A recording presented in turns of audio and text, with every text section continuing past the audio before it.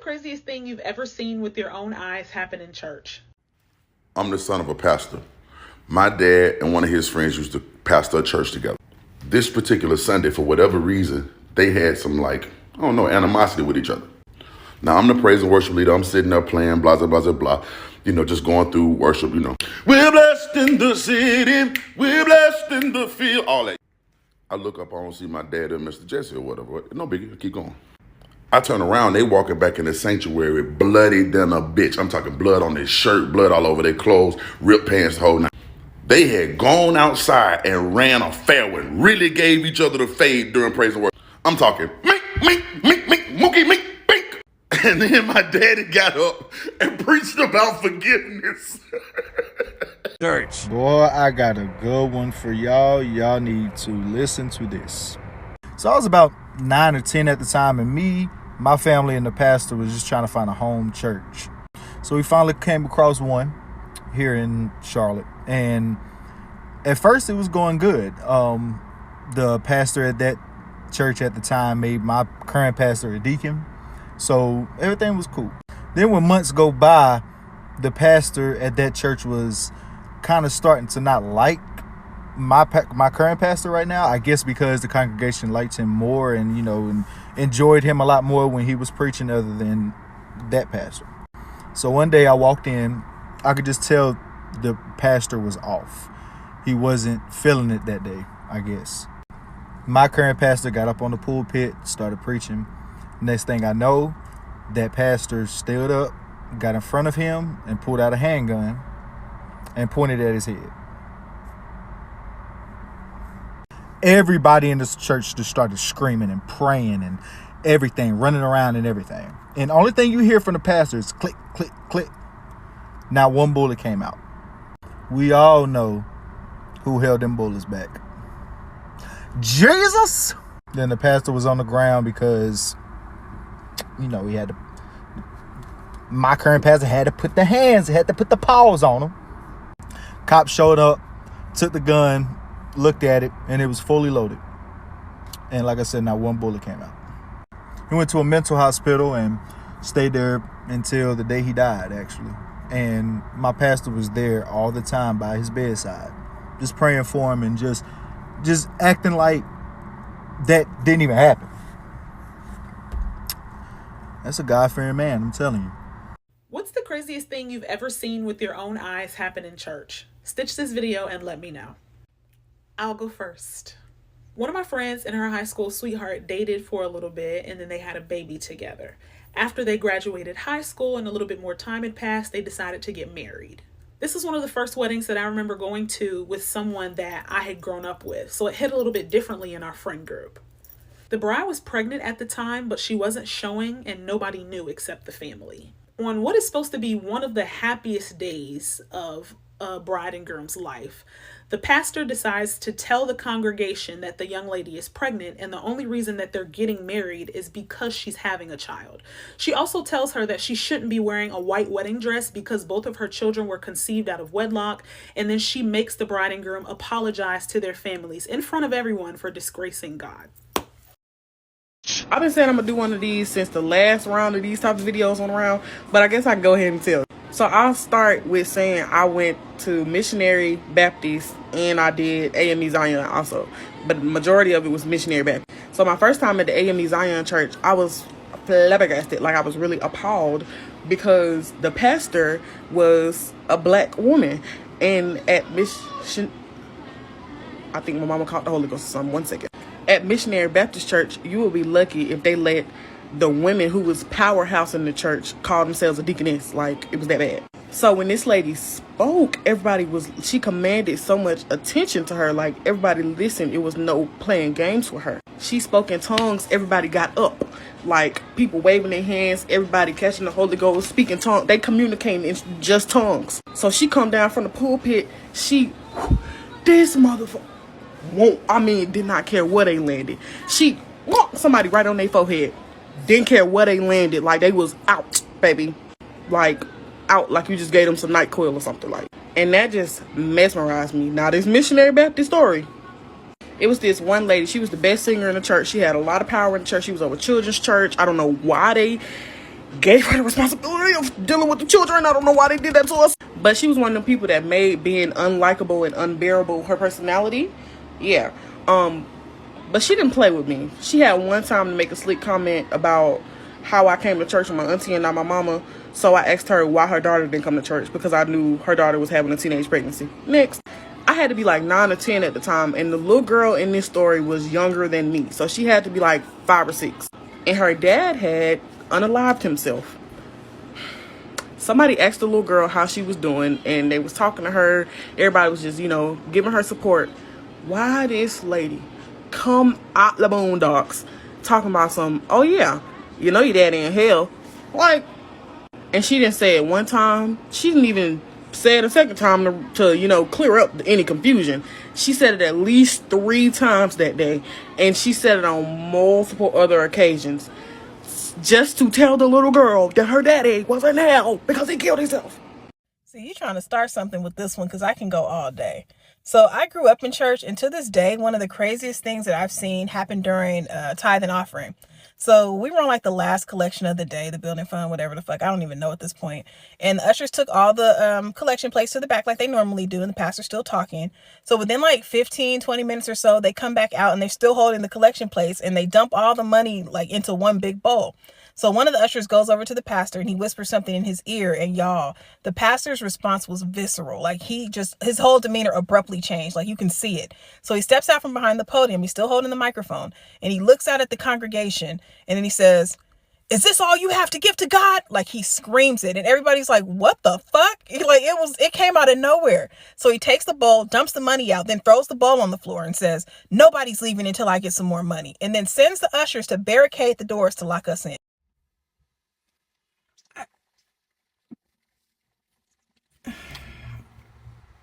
What? One of the church mothers at my church died. She was the church mother of all church mothers. She saw like 7 generations of kids. And just to give you perspective on how like thorough she was, my mother let me skip school to go to her funeral. And first of all, Black people's affinity for an open casket. We're going to talk about that at a different time. Also, it might be important to know that I'm Baptist, and we're pretty extra with the shit we be doing. So during the eulogy, like people are getting up, catching the Holy Ghost, like casually, because, it's casual. And her granddaughter, who happens to be like 300 pounds, literally attempted to get in the casket with her. The casket at one point began to wobble. Like there was an audible because we really thought church mother was going to topple out. At which point the deacons rushed in and tried to get the granddaughter. She started swinging on them, all while the eulogy's happening. Y'all wonder why I go so hard for marriages? Because of this here. There was a question that I saw on the internet about what was the craziest thing you ever seen in church with your own eyes. The craziest thing I ever seen, and with my own eyes in the church, was a possessed woman. And we hear about it, but it's one thing to hear about it, and it's another thing to actually witness it. And I was surprised to later find out in life that a lot of people have never seen a possessed person in person. A lot of people never seen demonic things happen in person. That's crazy to me. As a body of a believer, that's what we deal with. Spiritual warfare. That stuff ain't just talk. That stuff is real. So I go so hard for marriages because I know the importance and the sacredness that God intended for it to be. When I was about 10 years old or somewhere around there, I witnessed a possessed woman. Before the spirit manifested, she was the real her. She was very nice and kind, and you just would never think that. And I was a kid, so it was none of my business, but she had a boyfriend, right? She brought him to church every time she came to church. Real sweet lady. As a 10-year-old, I would never think nothing like this of her. But one day, of course, the spirit was high in the church, and that spirits, should I say, manifested. There were several demons in her. They got out about anywhere from 15 to 17, something like that, something crazy like that. What's crazy is they couldn't get them all out. Not because they didn't have the power to do so, the power of Jesus Christ to do so, but the woman was legally binded to a man that she was married to. They've been separated for some time, but she still was legally married to, which You know, when you legally get married, you're spiritually connected to that person. And the man that she was legally married to did witchcraft. One flesh. One flesh. That's not talking about one flesh naturally. Because how can my flesh mend with his flesh naturally? That's a spiritual thing. Y'all literally become one. That's why sometimes in a marriage, the problems that he had, now you have. Or the problems that you had, now he has. One flesh. That's why it's important that spouses cover each other. Because they're dealing with some spiritual things.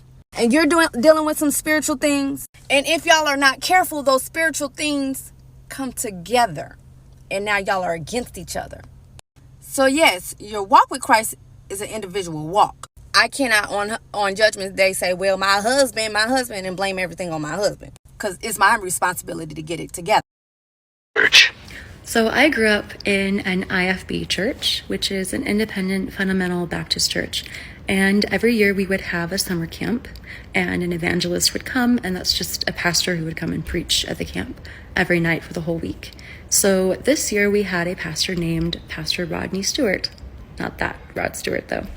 But he was with us the week before summer camp for our Bible conference at our church. And that's just where a bunch of pastors from all over the country come and we have a week's worth of preaching.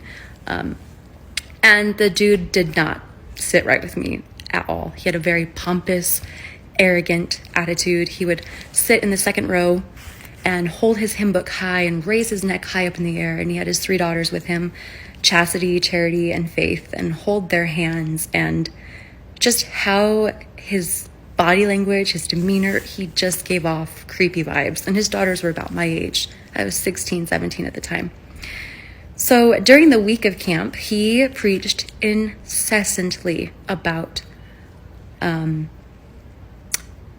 porn addiction and giving that up to God and how wrong you are, and you are damned for the eternal lake of fire if you partake in this type of imagery. And he drove that point home in every single sermon that he gave at camp. Camp finishes, still got the creep vibe from him. Not even 3 weeks after camp finished, a huge event happened. And he was in a chat site, and he was chatting with who he thought was a 13-year-old girl, but happened to be an undercover agent, trying to solicit pictures from her, and in exchange sending pictures of him and his member. His house was raided. He had 4 or 5 backup hard drives full of child pictures and videos, and he went to prison. Well, during our Bible conference, there was a picture taken on the platform, on the podium at the stage, of all of the pastors grouped together. And that picture was posted on our bulletin in church. And after this news came out, I took a marker, and this was on a Wednesday night, so no one was there. I took a marker and I X'd his face out, and I wrote pervert over his face. Well, on the following Sunday, our pastor announced from the pulpit, who would do this to a man of God? How dare you slander someone who had a moment of weakness and his sin found him out? We should be lifting him up and praying for him, not slandering this man of God. And I couldn't believe that that was the response. But he's in prison, where he belongs. I sure hope this doesn't end up on Facebook. So one Sunday, in the middle of the sermon, our pastor stopped the church and said, "I have been living a lie." This man says, "Me and my wife have not been sleeping in the same bed, and I am getting a divorce." Do you know she sat there in disbelief because she didn't know that he was going to do that? I mean, he sat up there and said, "I am living a lie. Me and my wife don't love each other no more. We're getting a divorce. I can't be your pastor because I'm sinning." Who knew the sin he was talking about was adultery because he got married a month later to a white woman? A man stood up in front of the entire congregation, including his wife, and proceeded to explain how, if you're a woman and you're married to a man who's dealing with other women, You should be grateful to have him so long as he claims you. That is, so long as he gives you the title of wife, that should be enough to keep you happy. He said all this with a straight face and then proceeded to sit down next to the woman that he had just humiliated in front of an entire congregation of people. And then they went home together. So when I was working at Kenneth Copeland Ministries and going to church out at Eagle Mountain International Church, which is part of the ministry, a gentleman named Cole Stringer, who was a minister from Australia, came to preach. And there was a prayer line, and I was in the prayer line. And when Mr. Stringer got to me, he drew back his arm with his Bible and hit me across the face one way with the Bible, and then whack, backhanded me with the Bible. And then he kept going down the line, and I just stood there frozen because he hit me in the face and everyone saw it. And then he came back, and then he drew back and he hit me like in the forehead with the Bible really hard. It left a mark. He didn't hit anybody else. Everybody saw him hitting me. I just stood there because everyone saw him hitting me and nobody was hitting me. But he laughed, and then he kind of went on down the road. And subscribe. We publish new videos every day.